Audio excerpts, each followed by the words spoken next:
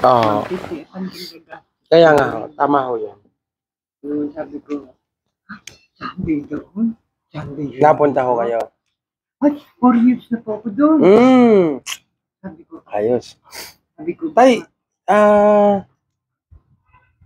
saan kayo nasimba? ano, yung sa ngayon, nadaanak sa simbang Catholic, malaki yan eh. Oo. Tapos noon, isang oras, dadiretso naman ako nga dito sa may Makilinga, sa Bonagin. Kasi, Tay, kasi wala naman hindi naman mahalaga yung yung simbahan. Ang mahalaga ho kasi sa atin ay yung pananampalataya natin sa Diyos. Kung ano ho yung pinaniniwalaan natin, na kung ang paniniwala, sige, kung pinaniniwalaan ho natin ang Panginoong Hesus ay isang Diyos, na anak ng Diyos, na isinugo ng Diyos Ama dito sa lupa upang matubos yung ating kasalanan, iisa ho yun. Ibig sabihin, kung halimbawa, kung itong relihiyon nito, kung halimbawa, itong relihiyon nito, at saka relihiyon ko, relihiyon nyo, iisa sinasabi, pare-pareso yun. Excuse me po, ganito rin ang Bible? Lahat naman ho, isa lang naman ang Bible. Isa lang naman ang Bible.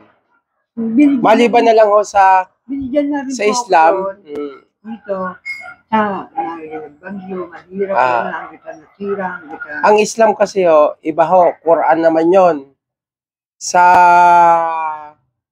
tawag dito, sa Iglesia ni Cristo, iba rin ho yun. Kasi sa Iglesia ni Cristo, ang pinaniniwalaan ho nila ay yung Diyos Ama lang. Ang si Jesus Christ ay isang propeta o isang tao lang sa kanila. Ano ba yun, nagana na? Nakukuha ng tayo. Ngayon, tayo Si brother, ano ka ba? Henry. Tayo po muna ay manalangin. Hindi, ikaw. Ama naming Diyos na makapangyarihan sa lahat. Panginoon, maraming salamat po sa araw na ito. Maraming salamat at binigyan niyo po kami ng pagkakataon upang mapakinggan muli ang inyong salita. Kasama ko po ngayon si Tatay Benji upang pagbulay-bulayan po namin ang inyong salita na talagang hindi po nakakasawa at talagang, Panginoon, kailangan po namin ito sa buhay. Sapagkat, Panginoon, sabi nyo nga sa inyong salita, sa inyong aklat, ang Biblia, sa Mateo chapter 18, verse 20, saan man sa dalawa o tatlo na nagkatipon, nandoon kayo sa kalagitnaan nila. So, Panginoon, naniniwala po kami na nandito po kayo sa kalagitnaan namin. Panginoon, gabayan niyo po kami sa araw na ito at nawa, bigyan niyo kami ng malinis na isipan, malinis sa puso, upang maintindihan po namin ang aming maririnig sa araw na ito upang magamit po namin sa aming buhay at kalugod-lugod po sa inyo, Panginoon. Ito po ang aming dalangin na may pasasalamat at aming itinataas sa dakilang pangalan ng inyong bugtong na anak na ang Panginoong Hesus. Amen. Hallelujah. Thank you, Lord. So, kunin ko lang ho yung salamin ko. At ako malabo hong mata ho eh. Okay, medyo pa lang.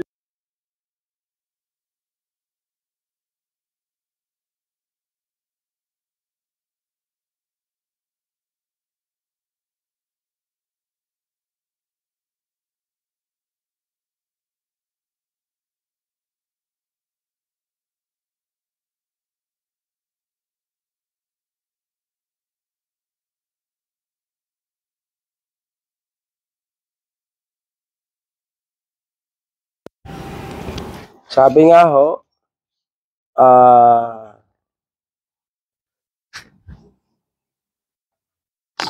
Ay, naniniwala ba kayo na ang lahat ng tao ay anak ng Diyos? Apa? Naniniwala po kayo? Yun po yung pagkakalam natin na lahat ng tao ay anak ng Diyos. Pero hindi po pala. Hindi po. Kasi po, tayo po ay nilikha laang ng Diyos. Pero hindi anak ng Diyos. Excuse me.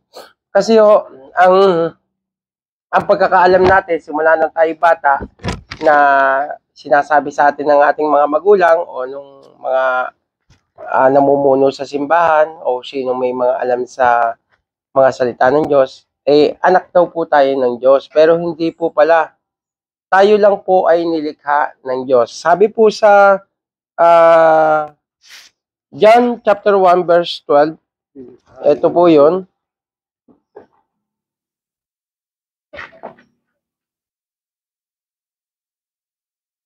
John verse 1, chapter 1 verse 12. 12. Babasahin ko muna po. Ito po yung sinasabi dyan. Sa chapter 12 ng verse 12. Subalit lahat ng tumanggap at sumampalataya sa Kanya ay binigyan niya ng karapatang maging anak ng Diyos. So kung sino lang daw po yung tumanggap at sumampalataya, siya lang po yung bibigyan ng karapatan na maging anak ng Diyos. So hindi po talaga anak ng Diyos. Ito pa po sa verse 13. Sila ay naging anak ng Diyos hindi dahil isinilang sila. Hindi dahil tayo isinilang ng ating mga magulang, ng ina, ayon sa kalikasan o sa kagustuhan o sa kagawa ng tao, kundi ayon sa kalooban ng Diyos. Di, malinaw na talagang tayo ay dapat na manampalataya at sumamba sa Diyos. Dahil kung hindi tayo maniniwala sa Kanya, hindi tayo ituturing na anak ng Diyos. Kung tayo naman po hindi maituturing na anak ng Diyos, tayo po ay hindi makakarating sa Kanyang Sa inyong church, may katungkulan po kayo. wala po. Ano lang naman po. Binabasahan niyo. Hindi, dapat lang ho, halimbawa kayo, nagkaroon ng kalaman dito sa Bible, kailangan i-share nyo din po. Kasi hindi lang po yung tayo lagi na lang po tayong makikinig, hindi po lagi tayo magbabasa lang, i-share din po natin. Tapos, may katungkulan sa church. Thank you po. Doon sa church niya, nag-aawit pa po rin din. Kailangan ho yun. Naghahandog din ng sayaw. Ano tugtog nyo? May combo kayo? Meron po. Meron din kami po. Combo. Ito po. Ang ibabahagi ko po sa inyo ngayon, ang kaligtasan. Sapagkat ito ho ating kailangan sa ating buhay. Kasi kung hindi ho natin ito makakamtan o matatamo, ano pa ho ang halaga ng matatamasa natin ngayon? Sabi nga sa Lucas chapter 9 verse 25, ano man ang mapala ng tao, makaptan man niya ang buong daigdig, kung ang mapapahamak naman ay ang kanyang sarili. So, kahit pa ho tayo yumaman, wala rin pala hong kwenta. Kung hindi rin naman ho natin makakamtan yung yung pagiging anak ng Diyos, yung regalo na ibibigay ng Diyos sa atin, katulad ho nung Dapat po ba mag-isa ngayon? Diyan sa religion na yan? Dapat po bang nagamit po ba ng Kristiyano? Hindi ho. Wala kasi yung nabanggit sa Biblia na rosaryo. Wala ho. Kasi ho, ang sasampahin lang ho natin, Diyos ho Diba? Tapos, Ang sabi daw ho sa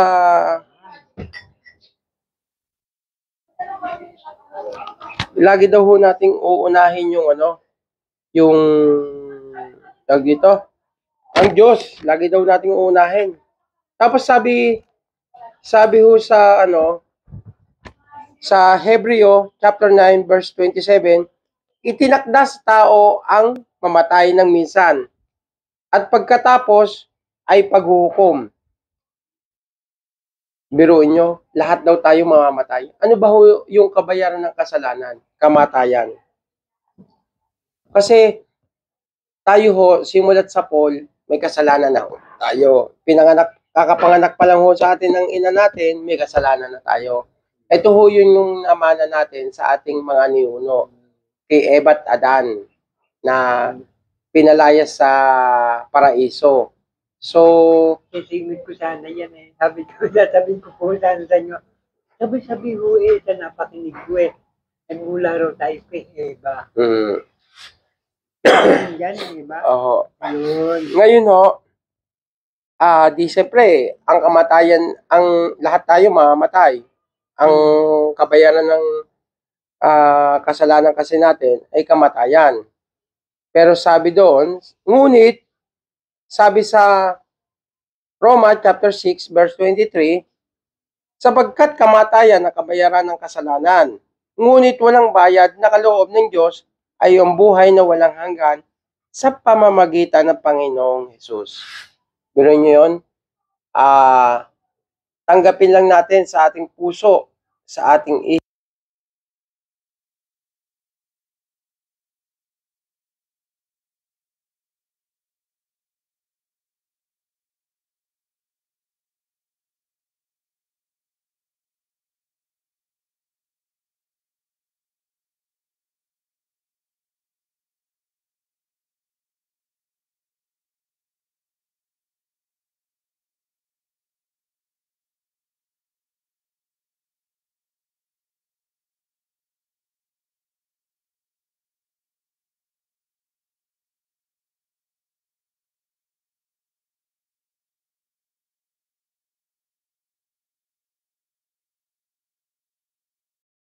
Isang anak ng Diyos, so mapalad tayo. Kaya ngayon, kung tinanggap mo muna Sa religion nyo, pwede sumagot ng amen. Oo, amen. Pwede. Kaya ho, ngayon, kung tinanggap po natin ang ating Panginoong Hesus, tayo po ay tumalikod na sa masasamang gawa ng ating laman. At tayo ay nanumbalik sa mabuting gawa na kaloob, na kalugod-lugod sa Diyos. 100% po tayo na tayo makakapunta sa langit. Sabi nga ho dito, sa John chapter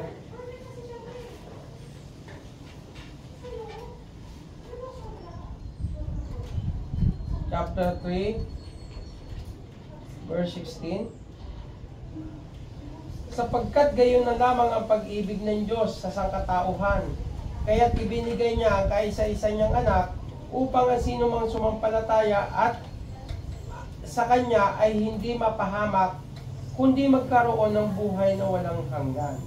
Sa 17 ho, isinugo ng Diyos ang Kanyang anak hindi upang hatulan o parusahan ng sanlibutan, kundi upang iligtas sa pamamagitan niya. Biruin nyo, ang Panginoong Hesus, di ba, ang ginawa, dinuraan, niyurak, sinaktan, nilatigo, sinaksak dito ng kung ano-ano, tapos pinaghahampas ng kung ano-ano, binato. Siyempre, may mga salitang hindi maganda doon, at ipinako sa cross. Pero hindi yun yung nakita natin na pagkapako sa cross, yung literal na pinako siya, yung basta-basta na lang. Hindi. Ang ipinako doon ay ating mga kasalanan. Kasi, kaya nga, kung tayo maniniwala sa Panginoong Hesus, ibig sabihin, maliligtas tayo. Pero kung hindi tayo, kung katulad tayo ng mga Hudyo, ginawa natin, basta na lang natin ipinako ang Panginoong Hesus sa cross, sa ating isipan, na ay wala yan, hindi yan totoo. Hindi ako maniniwala dyan. Hindi ho tayo maliligtas.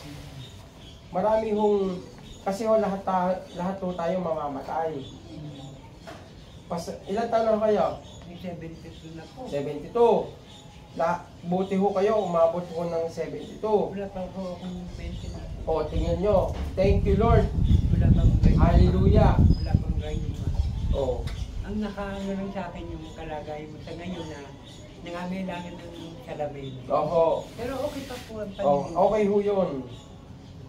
Pero strong pa rin ako malakas. Mhm. Siguro nga po, kaya ako natira sa buong pamilya ng isa. Tapos tayo, sabi dito sa Epeso chapter 2 verse 8 hanggang 9, sapagkat sa biyaya ko'y nangaligtas sa pamamagitan ng pananampalataya at ito'y hindi sa inyong sarili, ito'y kaloob ng Diyos, hindi sa pamamagitan ng mga gawa, upang ang sinuman ay huwag magmapuri. So, ang kaligtasan daw po natin ay hindi natin makikita, hindi nyo makikita sa akin yung kaligtasan nyo. Maaaring bigyan ko kayo ng kung anong bagay, pero yung kaligtasan na sinasabi dito sa Biblia, yun ang hindi nyo makukuha sa akin.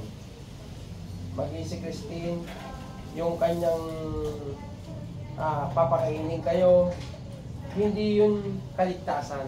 Maaaring mabusog kayo ngayon, pero mamaya gutom na uli kayo. Ang sinasabi ho dito ang kaligtasan, yung buhay na walang hanggan. Yung ating kaluluwa na pupunta sa langit, hindi pupunta sa impyerno. Kasi tayo, kunwari ho, ito yung katawan ng tao. Lahat, katawan ng tao. Ito yung espiritu, yung kaluluwa. Pumasok. So, gumagalaw. Nagkaroon ng buhay. Lahat. Nung umalis ang kaluluwa, ayan, ganun na itsura niya. Wala na. Ngayon, kung halimbawa ako, namatay ako, nawala ang kaluluwa ko, ay di ganun na ako, nagtutay na ako, nakahiga ako, binabaakan tiyan ko, wala akong nararamdaman. Kasi wala na yung kaluluwa eh. Yung kaluluwa natin, kung pupunta sa impyerno, siya yung makakaranas ng parusa ng doon sa dagat-dagatang apoy. Yun ho yung pwedeng maranasan ng hindi maniniwala at hindi sasampalataya na ang Panginoon ay anak ng Diyos at siya lang yung tagapagligtas natin. Siya lang yung daan natin sa patungo sa Diyos Ama. Diba, anak? Kaya tayo, habang habang kayo malakas pa, purihin lagi natin ng Diyos. Halimbawa, nandun kayo sa Alphamart, lagi kayo nakatambay doon, ha? Nakatambay kayo doon. Bago kayo gumising, pagkagising nyo, thank you Lord, salamat po. Dahil binigyan nyo na naman po ako ng pagkakataong sa araw na to, binigyan nyo na naman po ako ng hininga. Ako po ay nagpupuri sa inyo, nagpapasalamat dahil naniniwala po ako na sa tuwing umaga na ako ay nagigising, ito po ay isang blessing. Sa gabi naman ho, salamat po Panginoon sa maghapon. Ako ay iningatan nyo. Maging ang aking mga kaibigan, pamilya, salamat sa pag-iingat. Salamat sa biyayang natanggap ko sa maghapong ito. At sa magdamag na dadaan, Panginoon, huwag niyo po akong hahayaan. Nawa, gabayan niyo pa rin po ako. Ano't ano man po mangyari sa akin sa gabing ito, at di na po ako magising bukas ng umaga, Panginoon, patawarin niyo ako sa aking mga kasalanan. Ano man po ang aking nagawa, kayo na po ang magpatawad sa akin at ako po ay nagsisisi ng buong puso sa lahat ng aking mga nagawang kasalanan. Kaya po itong dalangin ko ay ipinagpapasalamat ko at itinataas sa dakilang pangalan ng Panginoong Hesus. Amen. Amen. Amen. Mamisa-misa naman. Oo, punta ako doon. Anong oras ba ako inawi? Pag yung pupwesto ko ng mga 8, mga 9:30 o 10, naalis na, nauwi na rin po sa... Nauwi na rin ako kayo. Siyempre, gawa ng